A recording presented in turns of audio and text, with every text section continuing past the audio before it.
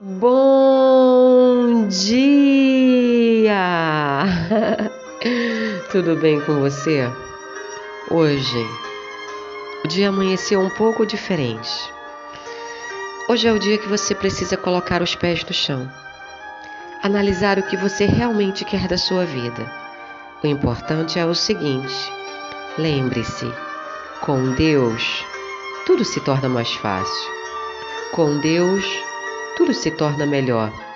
Ele é a esperança da vida eterna. Com Ele, tudo pode ser resolvido. Hoje é quarta-feira, 15 de fevereiro de 2017. Eu sou a Bispa Virgínia Arruda e eu trago para você a palavra do dia.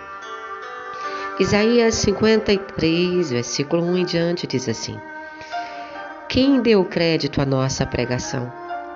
E a quem se manifestou o braço do Senhor? Porque foi subindo como um renovo perante ele, e como raiz de uma terra seca. Não tinha beleza, nem formosura. E olhando nós para ele, não havia boa aparência nele, para que nós o desejássemos. Era desprezado e o mais rejeitado entre os homens, homem de dores, experimentado nos sofrimentos, e como um de quem os homens escondiam o rosto, era desprezado e não fizemos dele caso algum. Verdadeiramente ele tomou sobre si as nossas enfermidades, e as nossas dores levou sobre si. E nós o reputávamos por aflito, ferido de Deus e oprimido. Mas ele foi ferido por causa das nossas transgressões e moído por causa das nossas iniquidades. O castigo que nos traz a paz estava sobre ele, e pelas suas pisaduras fomos sarados. Todos nós andávamos desgarrados como ovelhas. Cada um se desviava pelo seu caminho, mas o Senhor fez cair sobre ele a iniquidade de todos nós. Ele foi oprimido e afligido, mas não abriu a sua boca. Como um cordeiro foi levado ao matadouro, e como a ovelha muda perante os seus tosqueadores, assim ele não abriu a sua boca. Isaías está se referindo a Jesus. Quando ele fala, quem deu crédito à nossa pregação? Seria a mesma coisa de hoje, nós que pregamos o Evangelho, dizermos: quem escuta a nossa voz? Quem se importa com o que nós falamos? Afinal de contas, o mundo o tem rejeitado todos os dias. As pessoas têm fechado os seus ouvidos para ouvir quem ele foi, quem ele é e o que ele pode fazer. Mas ele foi o renovo do Senhor. Ele foi uma raiz que brotou na terra seca. A terra seca éramos nós. Já não podíamos mais ter crescimento. Já não podíamos mais ter vida. Estávamos todos escravos do pecado. Mas ele nasceu, ele brotou da raiz de Davi. E ele veio para cumprir o seu chamado na terra. Ele não era bonito. A Bíblia diz que Jesus não era bonito. Engraçado. Quando se faz um filme de Jesus ou sobre Jesus hoje, as pessoas colocam aqueles atores lindos e maravilhosos, né? Que você passa semanas sonhando com eles. Quando se trata de Jesus, se imagina ele como um lindo homem alto, de olhos verdes, cabelos loiros. Mas a Bíblia diz que ele não era assim. Ele não tinha formosura. E se olhássemos para ele, a sua aparência não era agradável. Nós, como seres humanos, não o desejaremos. Ele era desprezado e rejeitado entre os homens. Certamente, aonde Jesus chegava, havia multidão que o acompanhava e sabia que dele saía virtude. Mas também havia multidão que zombava, que ria, que jogava areia nele e dizia: olha ali, lá vai aquele que diz ser o Filho de Deus. Mas nem por isso ele deixou de cumprir o seu chamado. Nem por isso ele deixou de amar a mim e a você. Homem de dores é como a Bíblia se refere a ele. Ele deve ter passado por muitos momentos de dificuldades para poder vencer a morte. A Bíblia diz que ele foi experimentado nos sofrimentos. E como alguém que os homens não faziam caso dele, porque o que ele falava parecia loucura. Ele dizia ser o Filho de Deus. E como alguém que era o Filho de Deus estaria aqui na terra, era o que a humanidade pensava. Jesus estaria louco? Não. Ele estava cheio da glória de Deus. Nascido de mulher, trazido à terra para cumprir um grande ministério. Mas no final de tudo, no final do seu chamado, 3 anos depois, ele levou sobre si as minhas e as suas enfermidades. A Bíblia diz que o salário do pecado é a morte. Eu costumo dizer que doenças são consequências dos nossos pecados. Um corpo são nós temos quando nós estamos na presença de Deus. Claro, não estou dizendo que nós não vamos adoecer, mas doença é consequência de pecado, porque o pecado nos afasta de Deus. Mas Ele levou sobre si naquela cruz todas as doenças, todas as nossas dores, angústias, temores, Ele levou sobre si, porque nós somos angustiados, mas não somos abatidos. Nós somos afrontados, mas não somos vencidos. Tudo por causa do sangue dele derramado na cruz do Calvário. Nós olhávamos para ele e o julgávamos como o aflito de Deus. As pessoas olhavam para ele e diziam: olha, ele diz que é o Filho de Deus e não consegue se livrar dessa cruz. Não consegue salvar nem a si mesmo.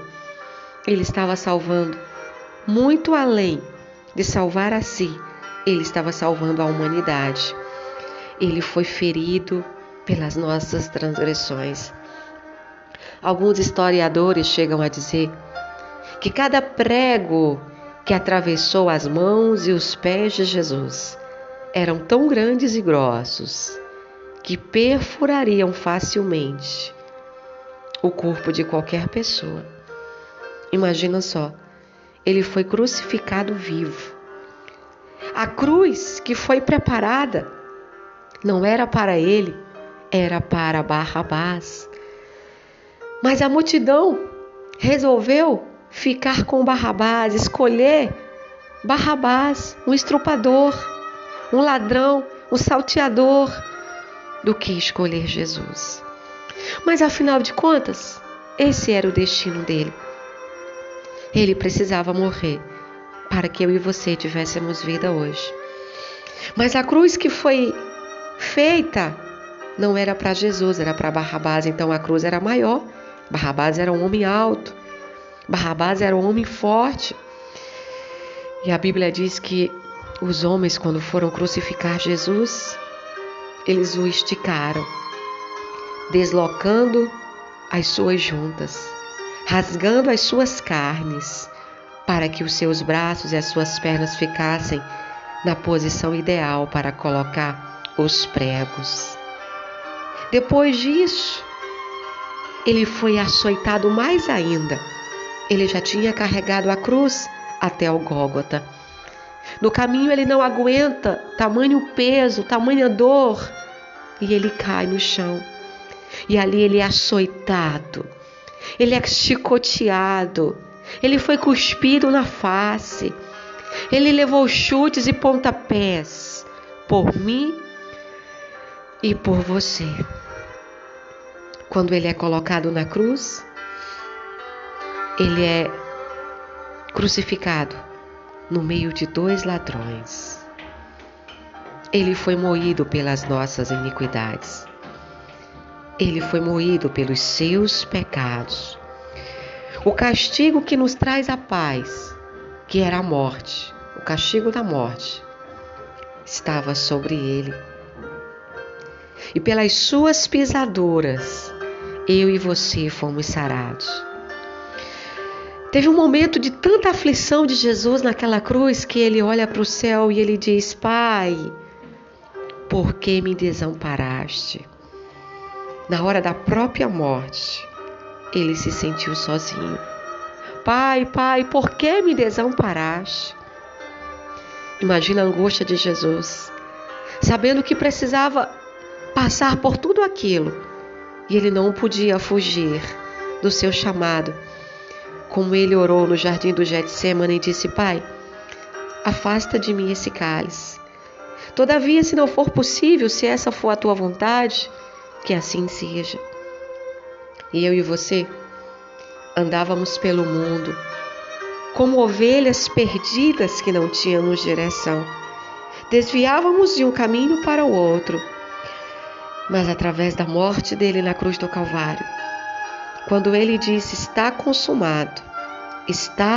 consumado, e ele morreu, a Bíblia diz que houve um estrondo no céu e um terremoto na terra.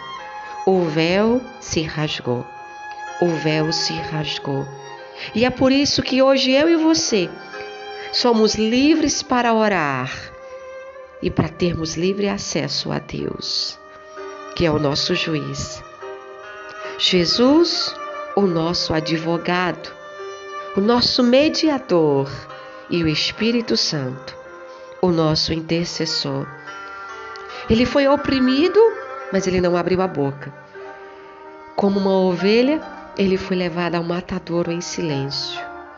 Ele passou pela mão dos tosqueadores, para que eu e você pudéssemos hoje sermos chamados filhos de Deus e termos o direito de termos o nosso nome escrito no livro da vida.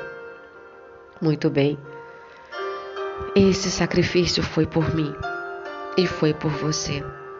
E se você aceita o sacrifício da cruz de Jesus por você, aceita Ele como seu Salvador esta manhã. Eu não estou te convidando para mudar de vida. Não estou te convidando para deixar de fazer o que você faz. Porque a Bíblia diz que quem vai fazer isso na sua vida é o Espírito Santo que convence o homem do pecado. Estou te convidando para aceitar o sangue de Jesus sendo derramado sobre você.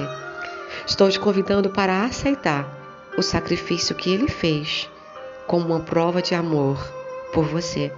Se você aceitar, levanta a tua mão direita comigo e diga: Jesus, meu mestre, meu Salvador, eu aceito a tua morte na cruz pela minha vida.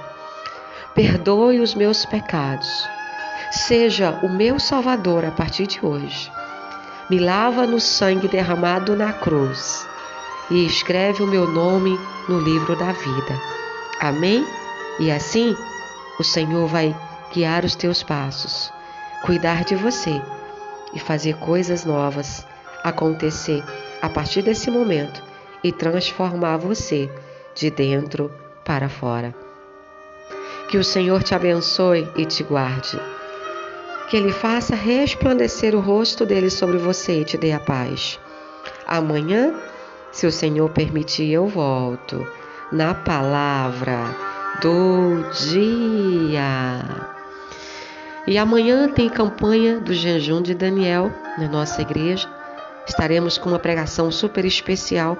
Estaremos ungindo você com óleo e convidamos você a fazer um sacrifício e estar conosco na Avenida Coronel Estevam 1150, a partir das 19 horas, Alecrim, Natal, Rio Grande do Norte. Um abraço.